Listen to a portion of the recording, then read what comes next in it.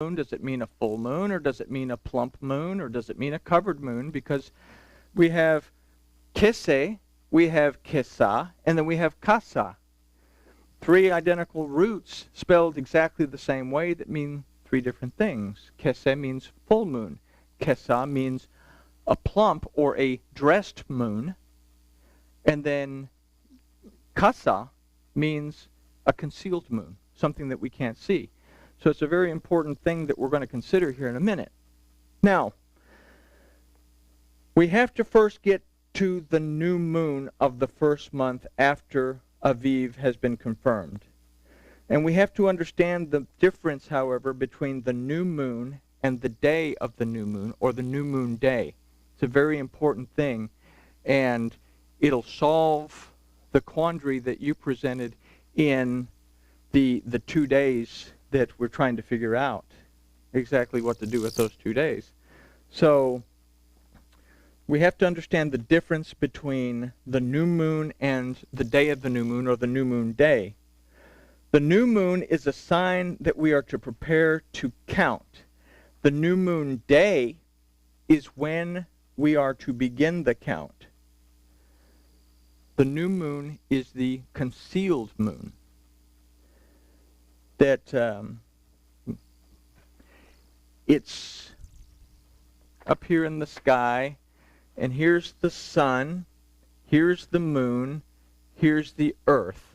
The sunlight is on the backside of the moon. We don't see the moon. This is called the new moon. Now, it's difficult to see. Now, the new moon is concealed or covered. The sunlight's not reflected off of it. Like I say, it's hard to see. This is a signal to be watching and waiting for the new moon day, which generally occurs 1.5 to 3 days after the sighting of the new moon. Now, we get this from 1 Samuel 25, or verse 5. And David said unto Jonathan, Behold, tomorrow is the new moon, when I should sit with the king to eat, so let me go, that I may hide myself in the field until the 3rd day at evening.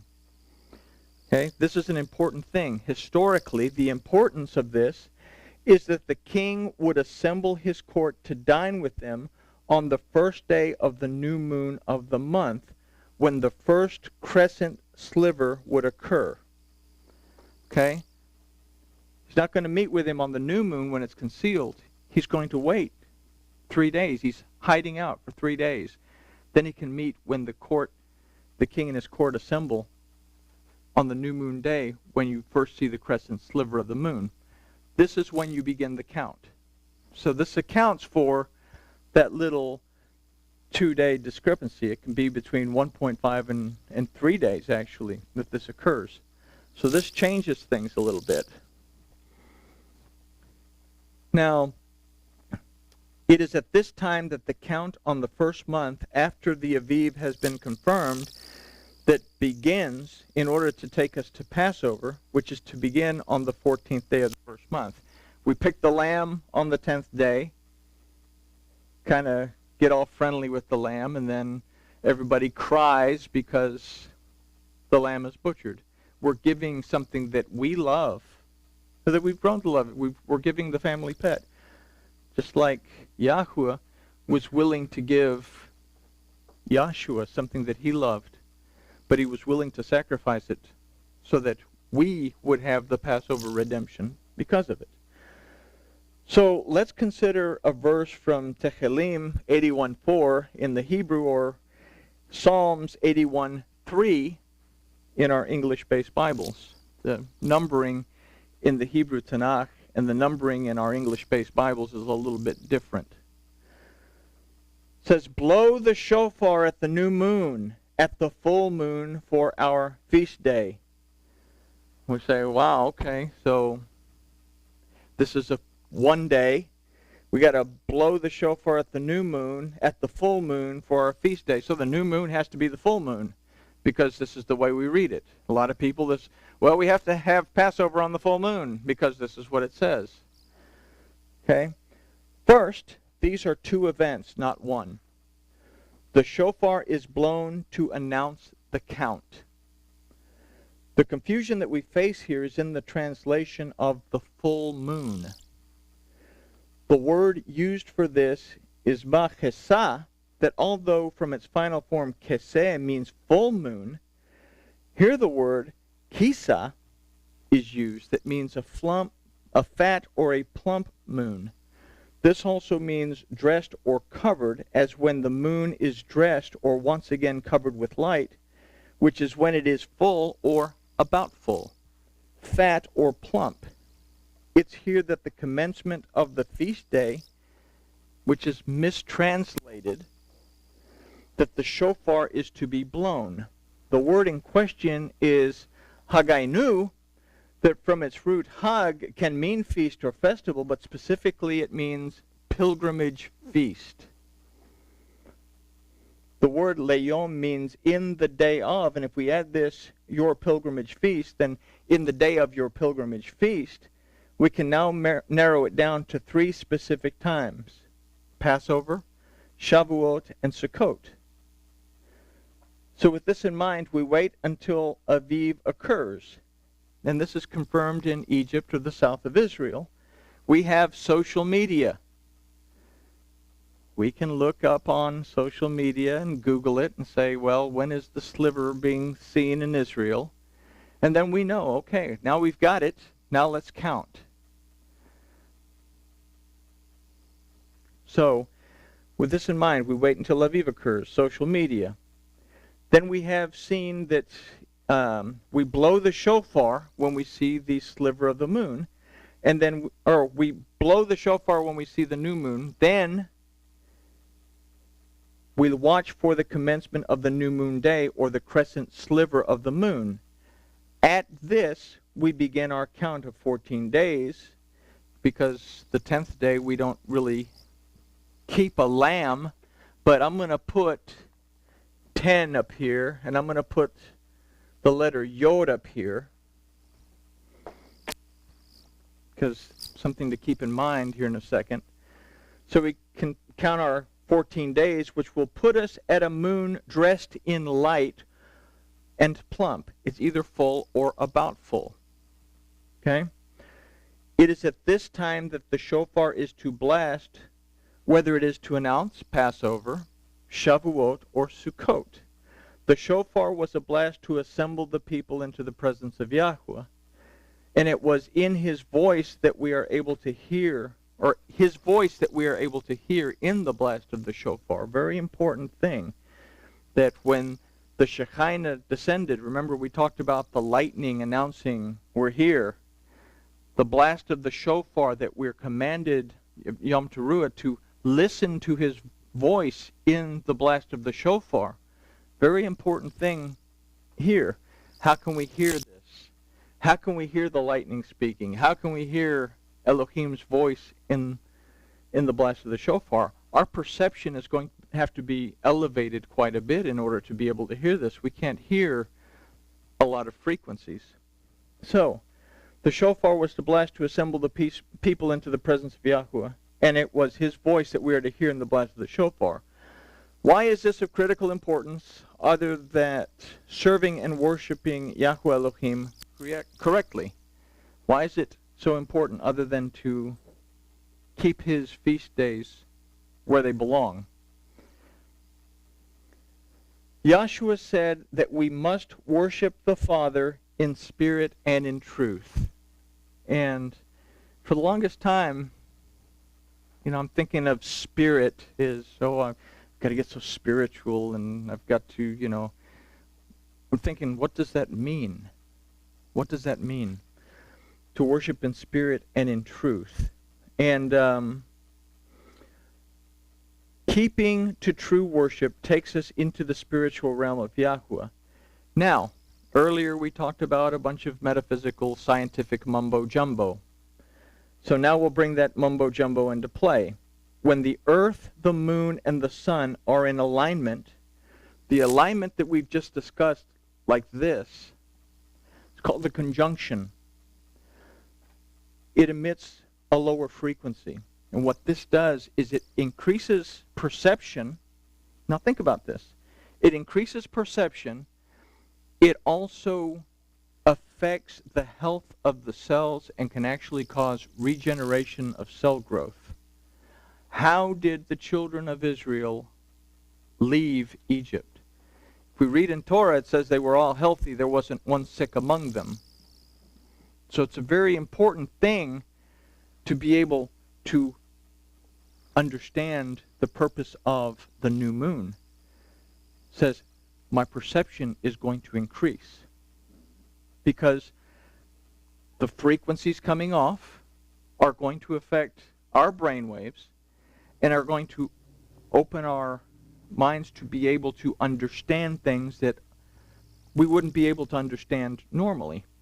People say, well, you're getting all way off into that funky stuff. But something else happened.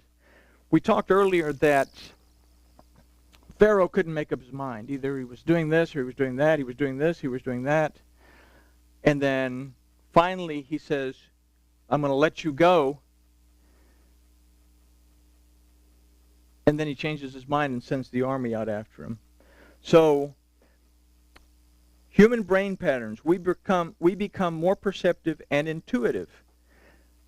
Piezoelectric currents in the body that affect everything from our heart beating to how our cells fight disease are affected as well.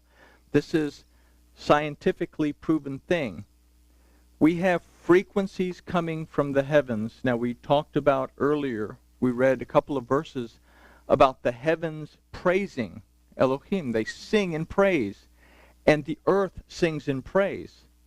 We consider that, we talked about that ray of light that was 186,000 miles away a second ago, hitting us and already being 186,000 miles down the road.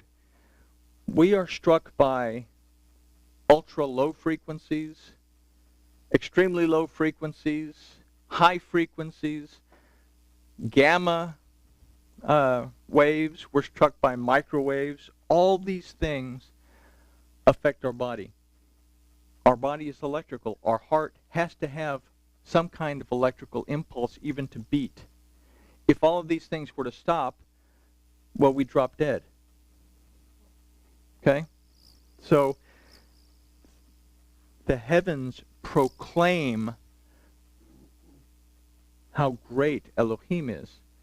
And we read in Job what those do. Now, it's a very important thing.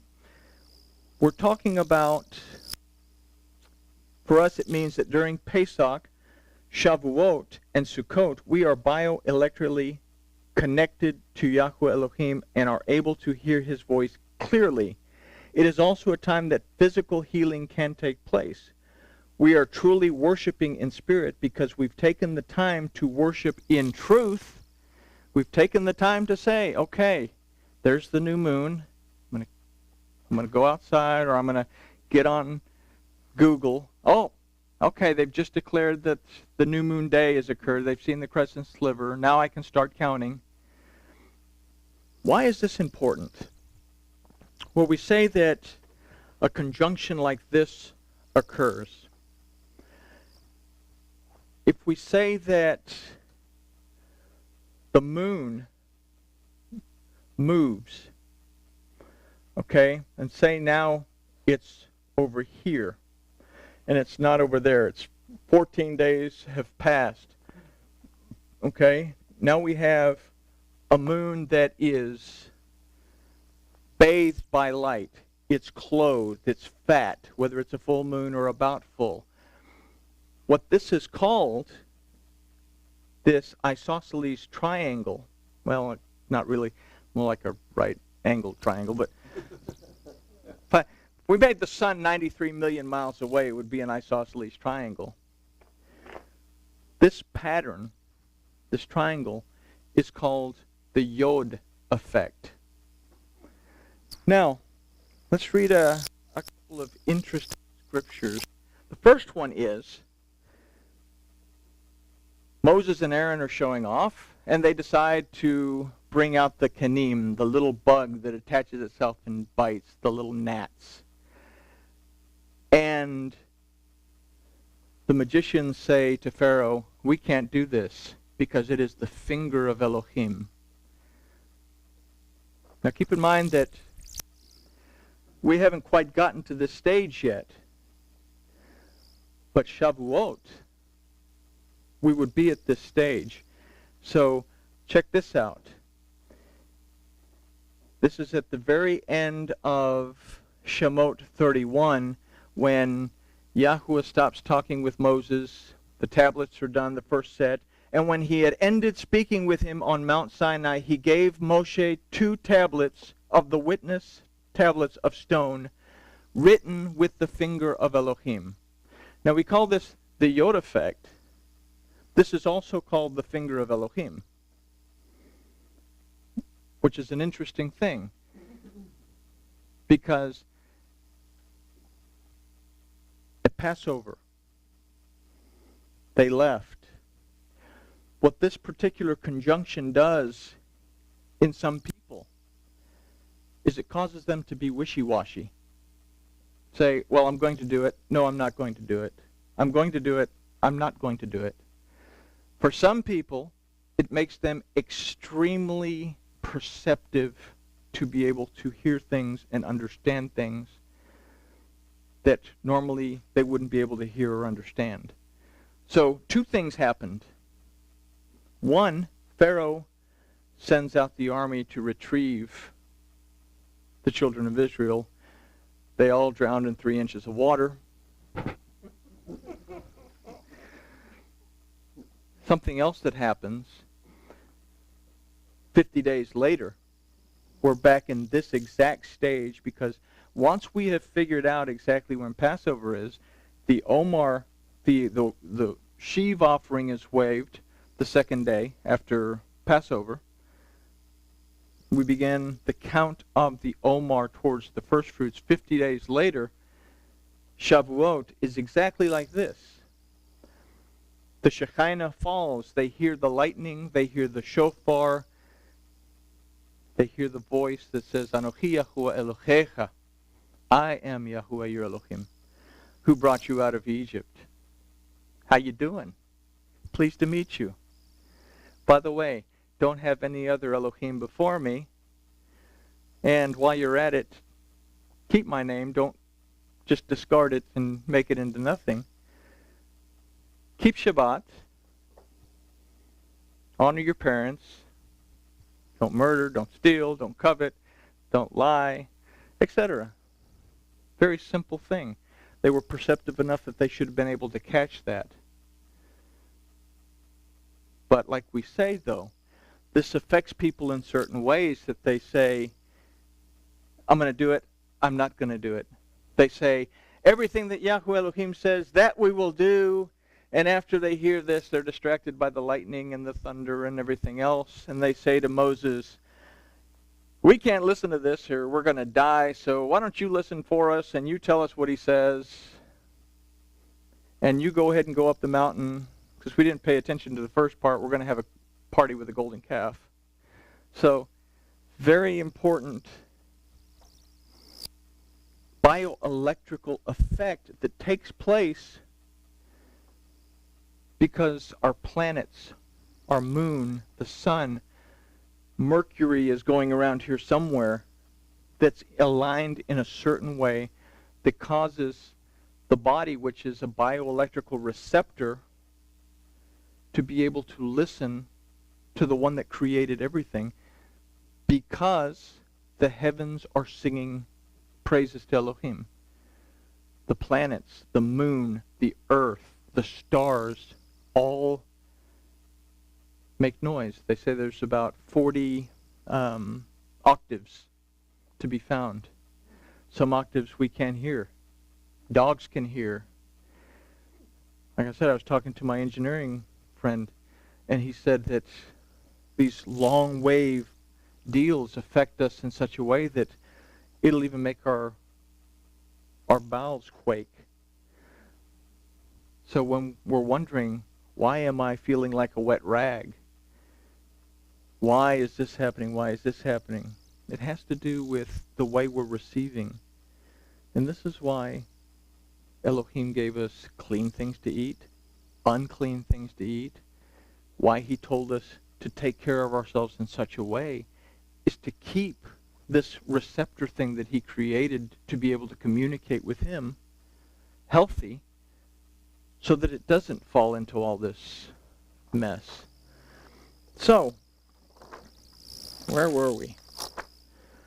So, piezoelectric current, I couldn't even pronounce that, piezoelectric currents that affect everything from our heart beating, how our cells fight disease, they're all affected.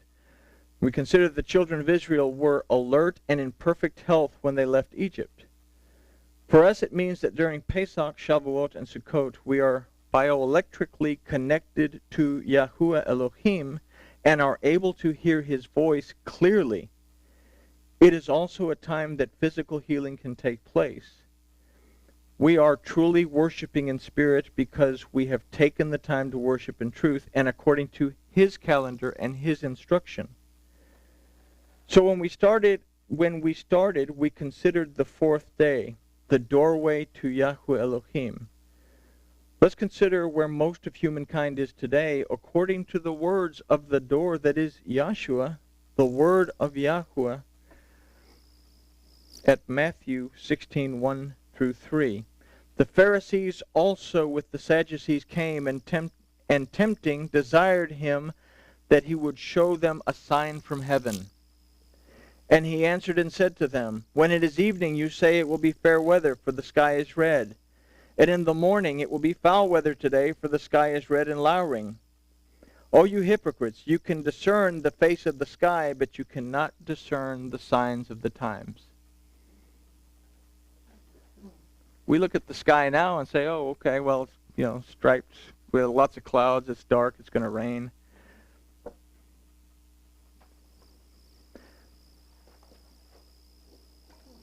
We started looking at this because we wanted to find the right day to celebrate one of Elohim's appointed times. Shavuot is one of those appointed, or Pesach is one of those appointed times. We celebrate it early, we celebrate it late, then we miss our appointment with the bridegroom. And that's a very important thing. So, we can say that the block of time, according to Francois and Lorene's wheel, if I do this right, the block of time, if we consider that on the 6th or the 7th, we see the dark moon, if the Abib has taken place in Israel, then we're going to count from here. Depends. It could be 1.5 days. It could be 3 days. Then we count. Let's just say for the sake of it, it's 1.5 days. We see the sliver, or we read about the sliver on Facebook or on social media because we can't see it from Israel's point of view. Then we count 1, 2, 3, 4, 5, 6, 7, 8, 9, 10, 11, 12, 13, 14. So here, any of this time, the moon is either going to be full or it's going to be dressed in light and fat. This period of time right here, this is going to take place. So when we find out in social media that the Aviv has taken place, when we see the crescent moon, then we know to start counting, and that will take us to Pesach. So we'll have 2 weeks to be able to know what the date is. Again, why is this important? Why? Our lives are set around planning things out. I want to know in advance. I'm going to plan 4 months in advance, not thinking that I may not make it home this evening.